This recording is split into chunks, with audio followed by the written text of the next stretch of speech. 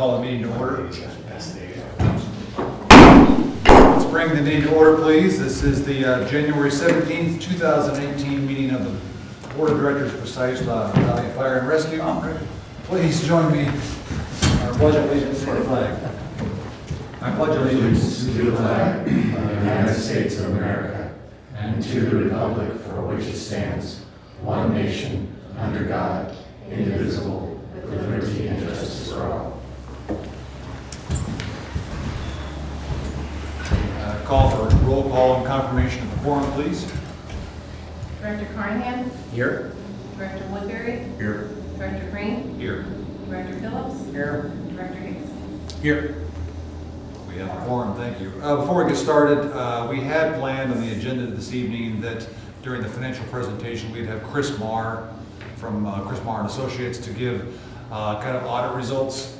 Chris has requested to reschedule his visit to next month, so he'll be here at the February board meeting. So, all right, moving into the meeting, we have our meeting minutes from the December 20th meeting. Has the board have a chance to review? Are there any questions? I move. I'll move to accept. Motion from Director Carnahan. Is there a second? Second from Director Woodbury. All in favor, please say aye. Aye. Any opposed? The minutes are approved unanimously. Thank you. On to new business, public comment. I always forget that part. This is the time where we would allow anybody to speak to the board of directors. You would have 3 minutes to address any questions with a total allotment of 30 minutes. Is there anyone who wishes to address the board? With that, public comment session is closed. On to new business. Chief? The first thing is we'd like to do a little bit of a presentation for you with the new onboard software that we have. And Holly, our software guru, is going to go over that with you. Official guru status. That's great.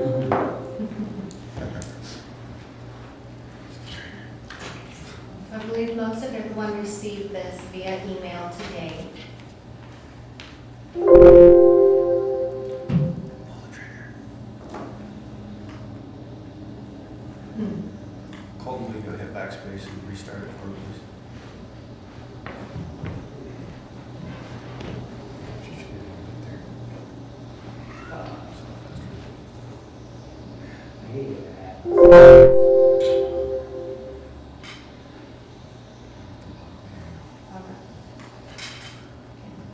So we could go over if you have any questions regarding the refresher video, if you have questions regarding your iPhone or your iPad, how you can look over it on either device. And when you have some time, we can look over the training video as well. Just questions and answers that way. And this presentation was really about making sure you were able to get it on your iPad. So this was the steps, basically, if you didn't have the app, how to get it from the App Store, and making sure you know how to get on it. So, Holly, can we pause just for a second? Are all directors on? No. Okay. Okay. We're working on that. Okay, you want to work on that after the meeting, or what's going to work best for you? Yeah, I don't know as I have an invitation to it. Okay. I have to respond to the I'm sure I don't. It takes like 3 minutes. Yes. It's like, you just make one. Option. Go ahead. I can help you when we have some more time, one-on-one. Okay.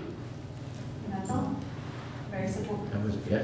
That was it, very Yeah, simple. just a few highlights on there in those videos, and we chose to do the videos because we thought that would be a little more on your time and less confusing. But some of the features that you'll find in this software is the ability to go in and highlight, make notes. You can do that and then actually send those notes. So if you have a question like for me or something like that ahead of the board meeting, we can do that. In addition to that, there's also the ability to, if this board so chooses to do so, to pre-approve minutes.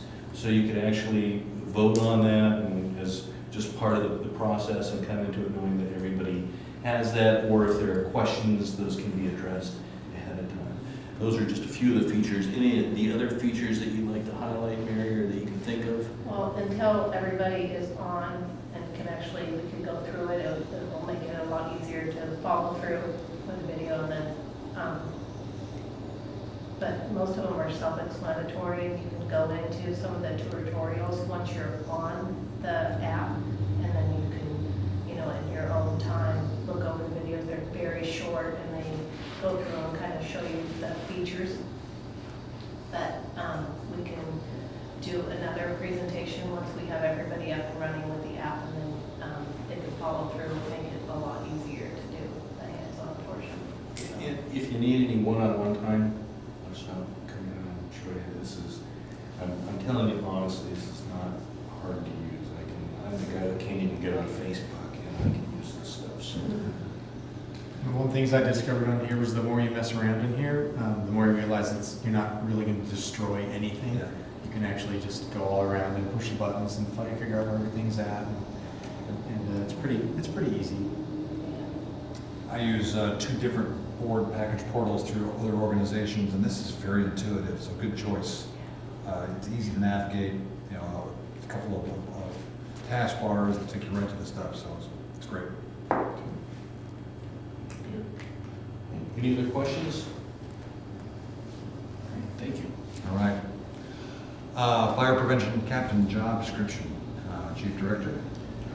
Okay, so also in front of you or in your board packet is an agenda bill talking about 2 things. The first thing is making the request to change the Fire Prevention Division Chief job description to a Fire Prevention Captain job description with very similar duties, slightly scaled down, and a request to fill the position through an internal promotion process. So a little background on that: according to our civil service rules, if the board does direct the chief to fill this position through a promotion process, I can then do that and then put together a promotional process that they will then approve. I have a civil service meeting scheduled for next week. I believe it's the 23rd. So at this time, I know you've had a chance to review both of those, and I don't want to drone on and on and on. Open it up for any questions or concerns that you have. Questions? I just want to make a comment. I'm really glad it's going under operations. That's where it should have been a long time ago when it was developed, because it is an operational issue. So I think you're doing well. Thank you. Yeah, good. I think it's a great fit with the personnel that we have and kind of what we've been doing in the meantime anyway, and the opportunity to promote, I think, is much better than having to create a new position, find someone from the outside. It does fit into succession planning, which is part of our strategic plan. Yeah, That is our goal. Okay. So we have, sounds like kind of 3 prongs to the motion for approval: change it from chief to captain, the job description, and then direct you to hire within, if appropriate. Through a promotional process. Promotion. Okay. Is there a motion for that? Can we do it all at once, or do we need to do it individually? I'm okay with it all at once. We can I make will the make that motion. Yeah. I'll second. Director Carnahan and Director Hickson first and second. Let's vote on that. All in favor, please say aye. Aye. Any opposed? That'd be nay. Thank you. Approved as presented. Nice job, Chief. All right, staff reports. Chief Director, your report. Okay. Again, I'm not going to go on for too long. There's a few things I do want to talk about, and then I'll open it up to questions. The big thing in here, just wanted to give you an update on the administrative recommendations and our administrative division that we've been working with and some of the challenges that we've had. So as you know, we had several consultants come in during the month of November and make some recommendations, and in addition to that, we also had a few things in our strategic plan. So this is where we're at today in trying to improve things within the administrative division. The first thing is that we're in the process of implementing ADP software. It's going to be for both districts, and it's going to come with 3 functions. One, it's going to provide our payroll services 2, it has a timekeeping element, and 3, it has an HR component. I believe I discussed this last month. For the fire district, annually, it's going to be under $10,000 for all of those services annually. And I realize this is not the ambulance district, but it's going to be under, I believe it's right in the neighborhood, about $3,500 for the ambulance district. Why is it more for the fire district than the ambulance district? It's more because frankly we have more personnel, because we'll be utilizing this for some of our volunteer personnel as well. So, and they base it on a per user or per member. Let's see here, we have moved all administrative functions to this station. That was effective on Monday. As I stated earlier, I've sent out a press release that went not only to the Science Law News, but to Coast Radio. We posted it on our social media, and to my knowledge, it seems to be working. Yesterday, I actually had a gentleman come in and ask a billing question for the ambulance here at the fire station, so apparently the word has gotten out. The final thing with that, and Ross may touch on this as well, is that we are working on getting a new phone system in place. He's done a great job on this, and it's actually looking like he might be able to do it well under what we had budgeted for. So I'll let him report on that. In addition to that last meeting, there was a request made by a member of the public to have us account for what we had spent on the auditors to identify and look at some of the challenges or the mistakes that had been made within the administrative division. So what I've put together for you here is a cost estimate. And the reason why it's a cost estimate is because one of the consulting firms, ESCI and Acuity LLC, actually 2 of the firms that we worked with, have not provided invoices for us yet. So what I did do is I went back, looked at contracts, and made estimates based off of those contracts. So what you'll see in there is you will see cost estimates that include lodging, if appropriate, travel, as well as hourly rate. We did do some consulting with SDAO, and the total cost for that, and that was the actual cost, was $1,256. The ESCI consultant came in, she focused primarily on our administrative practices, and one of the things that I want you to keep in mind is that she co-traveled with the person from Acuity LLC, so that's why the travel costs are shared. They drove that morning and then they returned that evening, so there was no lodging associated with that. She had, the ESCI consultant had an hourly rate of $65 an hour, and I based it on approximately 8 hours. And what I, off of the federal rate of travel, is 54 cents per mile from Albany, which is where I believe they originated from. So I estimated that one to be in the neighborhood of about $570. Now, the gal from Acuity LLC, she is a CPA, so her hourly rate is markedly higher, and that's why you're going to see the difference in the cost there. But again, the cost of travel was shared, and we're estimating her at about $825. So total cost at this time, $2,651 towards looking at those things. With that, I'll open it up to any questions or anything else that you have for me. So, this is the audit part. Is there monies that we're gonna have to make up to the employees that where money got distributed in the wrong places? There has been some money, there was, okay, from a fire, I'm sorry. When you get those numbers together, you'll bring those to us? Yes, Okay. yes, and I am working diligently to get that information Yeah, works for me. from Valley, but it's proven more difficult. I can tell you that a partial component of that right now at this time, because we do not think it's the full cost of what would be right around $500, and we're going to delve into that, so I'm going to estimate maybe another 200 more. Okay. But I'll have that for you as soon as I get it. Is that the interest that should have been earned? Yes, so that was based on the fact that deposits were not made. Right. And then their company, the company's name is Valley, went in and they have a formula that they estimate. The problem was is that we don't feel that it was completely reflective of what they would have earned. So we're going back and we're asking to get the individual rate of return or highest rate of return per employee that contributes to it through the year, and then we will factor in the days. Director Farnsworth from the ambulance district did that same thing for the ambulance district. He's offered to assist us with that. I can just tell you that Valley is a corporate machine, and it takes a little bit to get this information. So I will share it when I have it. Yeah, great. I want it done. So. Now, the estimated expenses for the administrative audit, do we have a line item for that? No, none of that was budgeted. I mean, what we have done, well, actually, let me put it to you this way. What we have done is we have coded it or classified it as an administrative expense.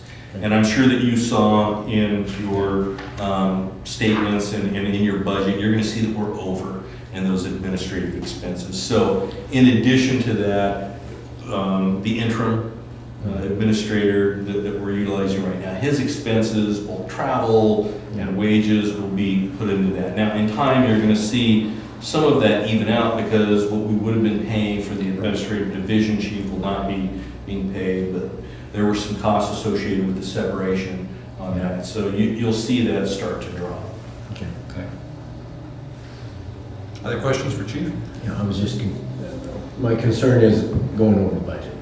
You know, we're going to go over budget on administrative services, but I think we're in that. Okay. I think, is it administrative services? What do we call that exact line item? Administrative expense. Administrative expenses under administrative It's account services. 611100 on your financials today, so you can take a look at that. So under the category of administrative services, we will probably not go over, correct? I think you're gonna have a real good shot at landing. Staying within the. Yeah. Yeah. In that. I think this is a blip and it'll even out.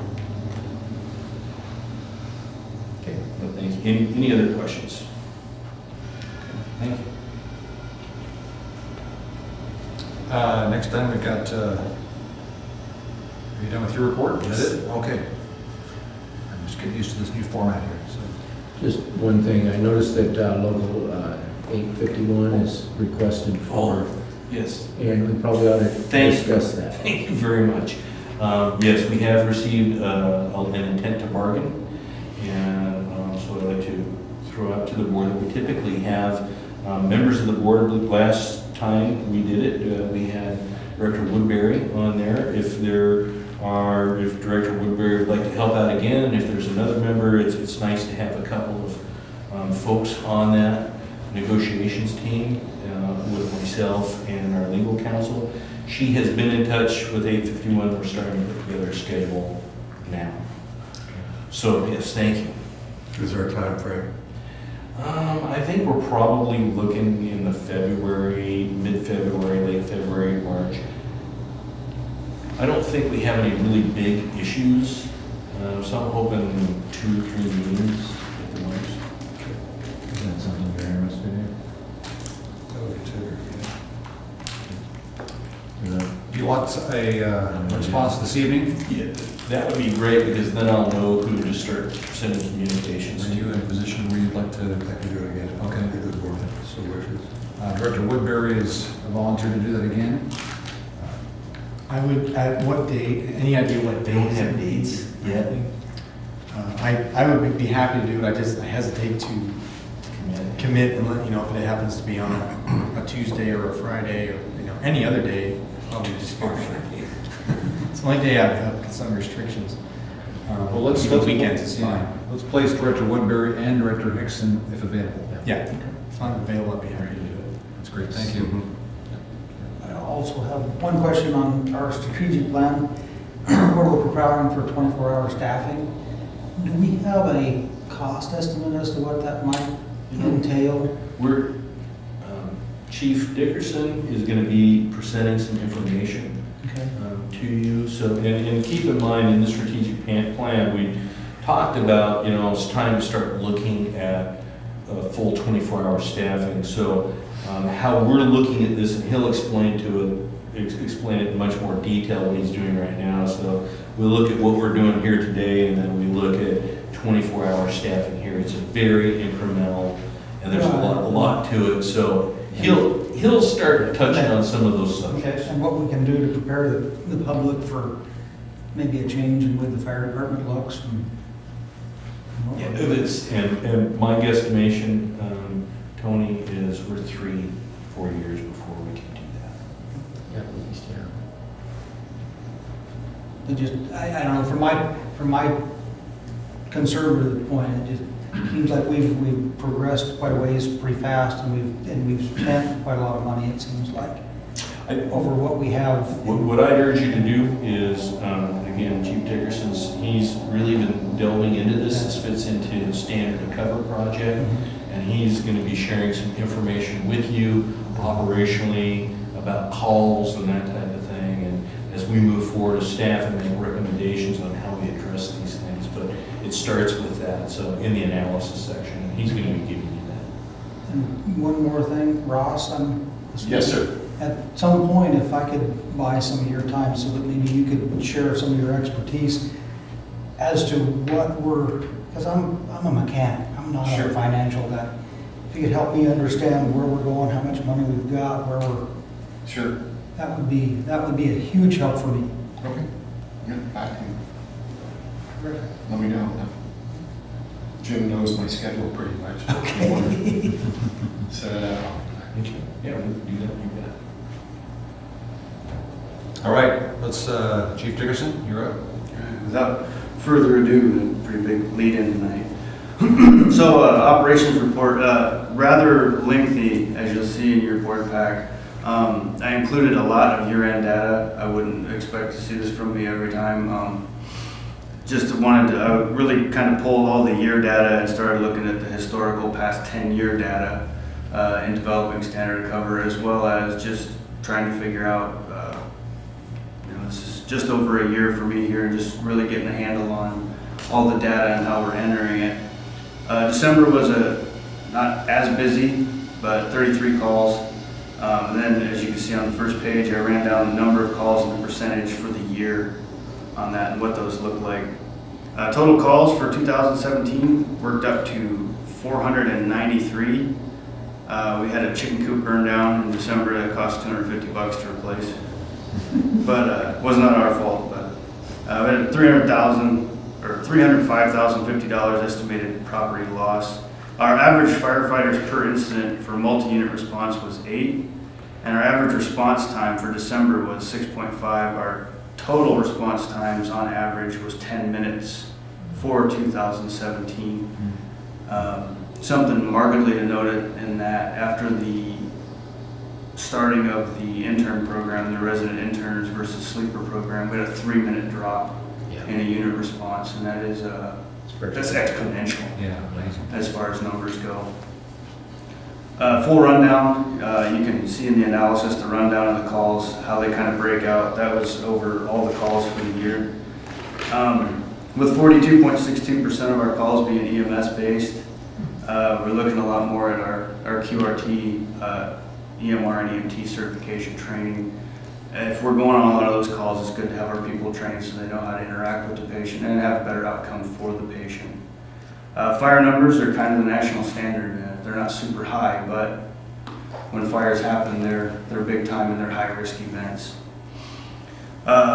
Looking also at the data, and this is pulling over a 10-year as well as the 1 year, our largest percentage of calls are on Saturdays and Sundays. So days that we're not currently staffed other than resident interns.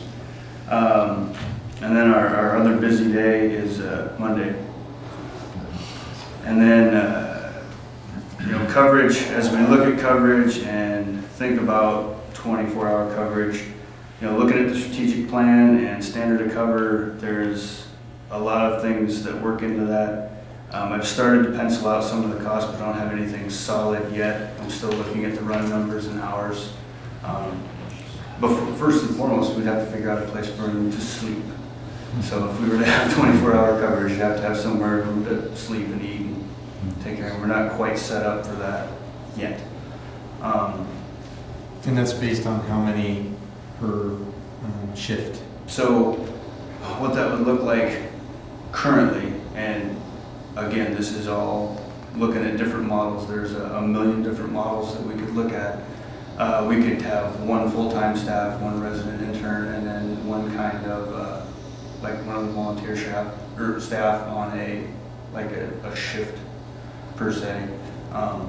That is a model that is cost-effective as long as we can keep somebody in the volunteer slot signing up for those shifts. Another one looks like having 3 people per shift to man a minimum engine or a 2-person engine, and that would require bringing on more staff. Those numbers look like $136,000 per person. That's right. So that's a big number. I kind of ran the numbers on that and pushed it to the far corner of my computer where I wouldn't have to look at it for a while. Lots of projects, and then as we look at things like that, we have a lot of logistical needs that we have that currently the day crew would run, that those logistical needs would need to be met in a different way, as there's only one person, as we have a call response numbers and change of operations.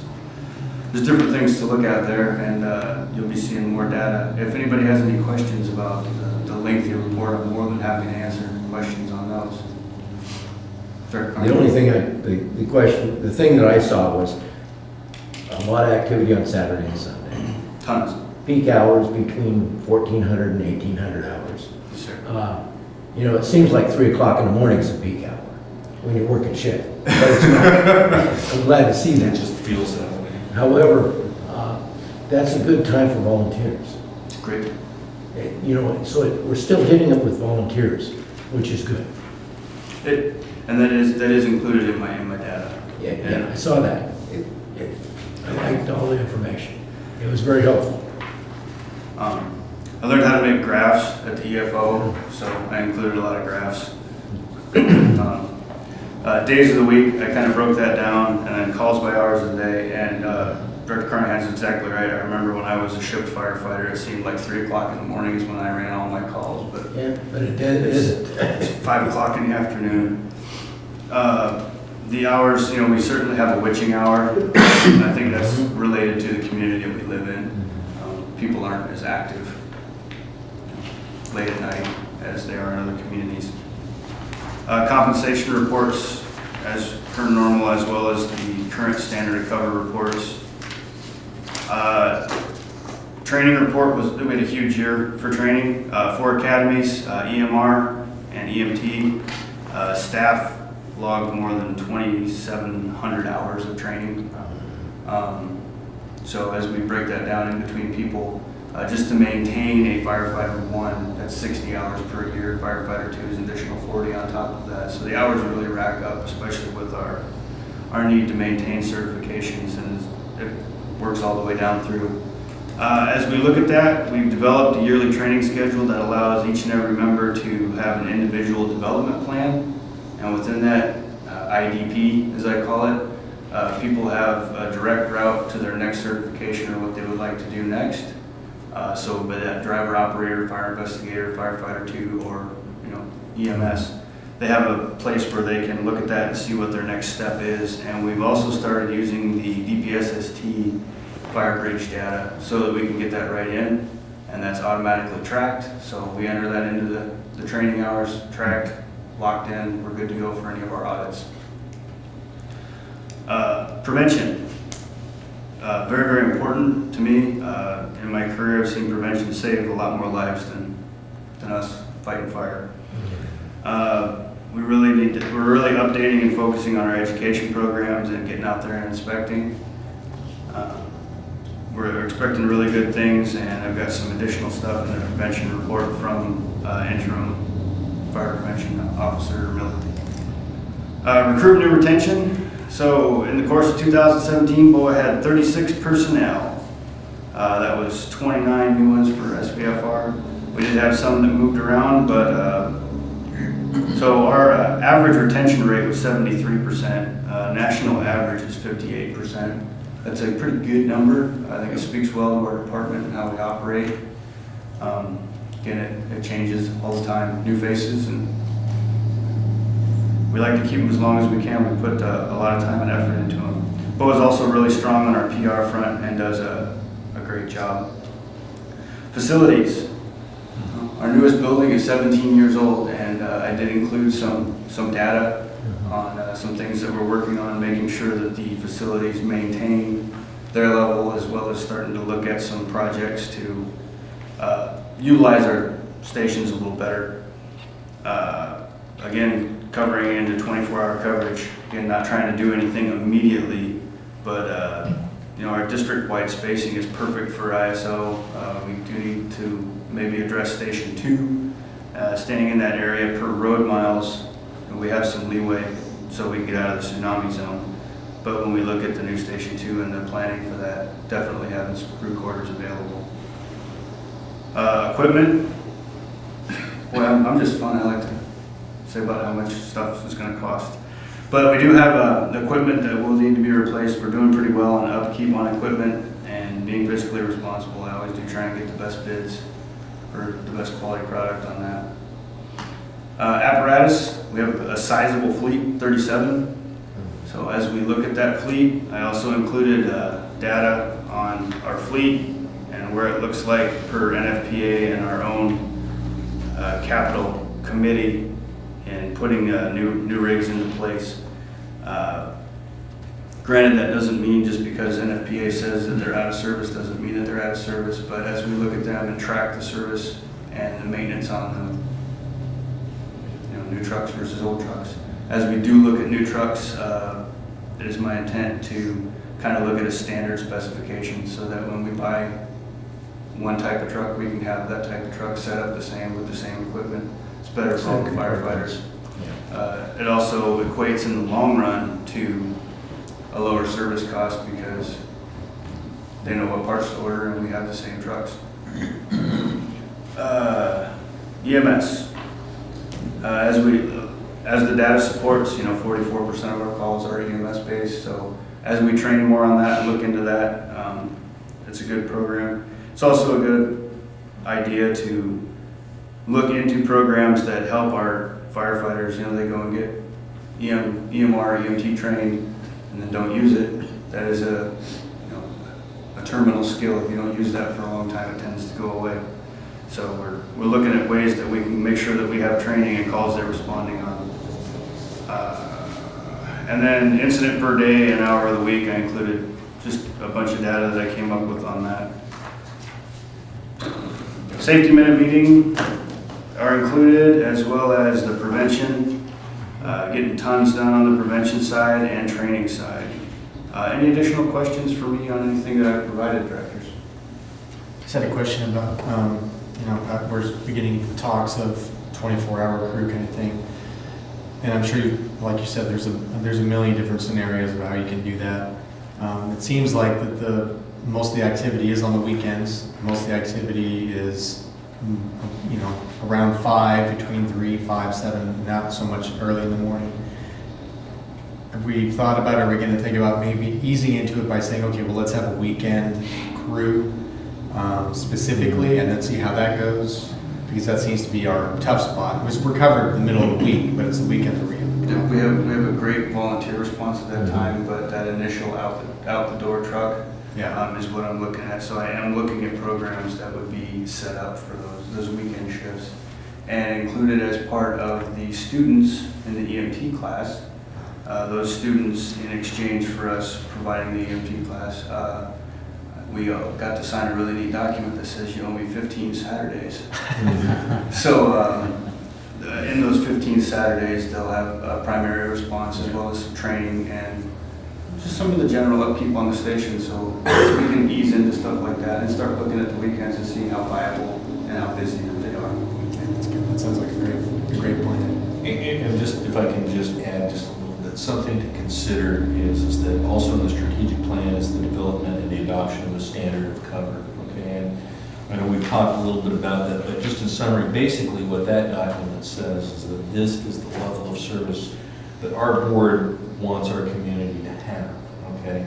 And within that, we can set benchmarks. So, when we're talking about 24-hour staffing being down here, what might drive that maybe when we hit this call volume or something like that. All that can be contained within it. Right. As Jim works on that and he brings that forward to you, it'll be a very interactive process because it is a policy level document that says that we, the elected officials, on behalf of the citizens, are saying that this is the level of service that we're going to attain. And it's our job to make that happen. Great. Other questions? Just comment, you know, you were talking about three out, first out, at least three, and different ways to accomplish that goal. That's kind of the very minimum. We know that, I've and I run, agree. I've run two-man engine crews and it's scary. It doesn't work, does it? There are ways to make it work, but Yeah. you I'm can't. glad you're thinking outside the box. Good. All right, thanks, Jim, appreciate that. Ross, are you presuming this is the financial report? Yeah, if you, thank you. During this last month, we've had some staff changes and kind of following our succession planning goals. We've reassigned some tasks, but as we're learning those new tasks and taking over new duties, it's kind of slowed us down. But we've met all of our commitments so far and expect to continue to do so. Effective January 11th, we accomplished one of the strategic goals of getting all the admin staff under one roof now. And I think that's working out okay. Got most of the staff sitting next to me here, so they're nodding their heads. We've received 3 bids for a new phone system. I think we'll make both districts will share the same phone system, basically. The really nice thing about it so far, it appears to be coming in under what we have budgeted. Don't want that to get out yet, but it looks like under 10,000 a district. And if that's the case, we may be not required to come and seek board approval. We'll be recommending an award within the next month and then start the implementation. So wanted to give you a heads up on that. It has a lot of new features in it that kind of snap us into the 21st century as opposed to, I think the one at the ambulance district's over 18 years old, so that's been there quite a while. Also, as you recall, staff's issued an RFP for new financial systems. They did that last July, August. Those responses came back. We had 2. Both of them are real viable alternatives. We've been spending some time evaluating them. I'd like to come to the board for discussion next month with a recommendation, at least our recommendation of who to award a bid to and an implementation plan and how we could accomplish that. I still think it's really important. We use QuickBooks now as our bookkeeping, and I think we've driven it probably to its highest reaches. So I think it's time for everybody to kind of bite the bullet on that one and get moving along. And we're beginning to gear up for the 2018-19 budget presentation, and heads up on that one. Staff will be working on that over the next couple of months. With the financial document that you got in your packet, just kind of a real quick overview. Almost all of the variances you'll find in that report are really driven by conflagration. Did I say that right? I'm a finance guy. I don't ever get that right. So we kind of busted some budget there in places, but I think once again that's a blip, and by the end of the year a lot of that will normalize. If you look, I wanted to also point to a couple of things. In your revenue side on that report, I don't think we're going to hit the tax number that we budgeted. I think we're probably going to be maybe 50,000 to 75,000 shy of our budgeted tax returns.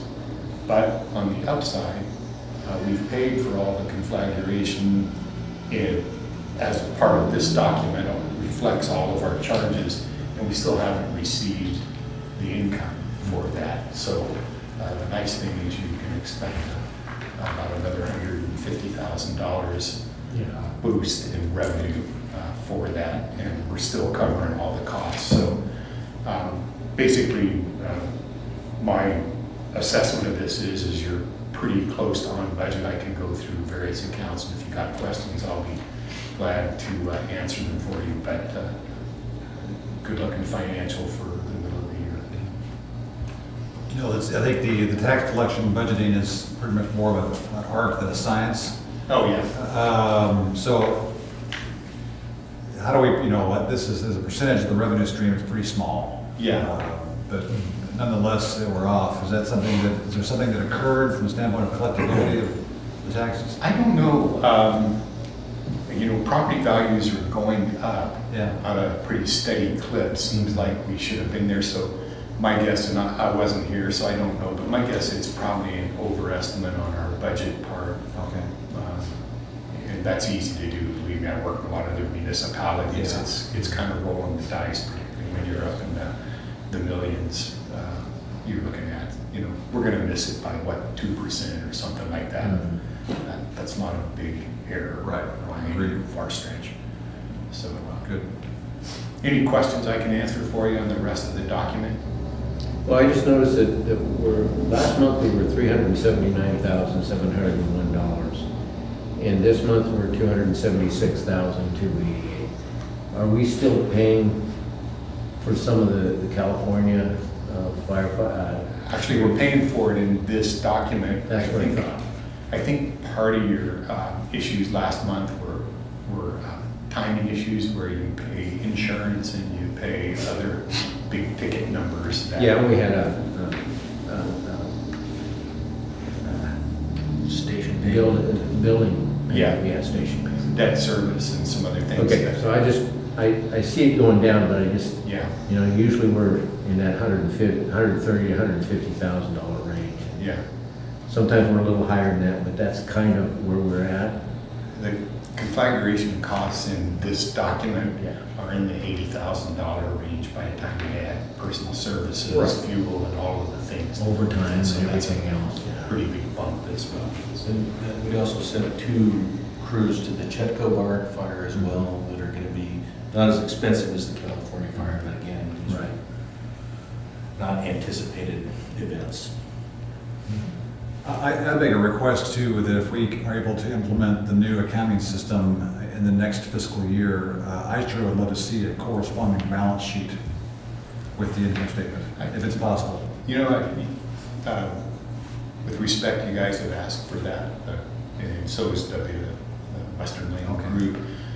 I don't mind running one out of our books. The issue is I'm not certain that it's going to be information that I would be able to.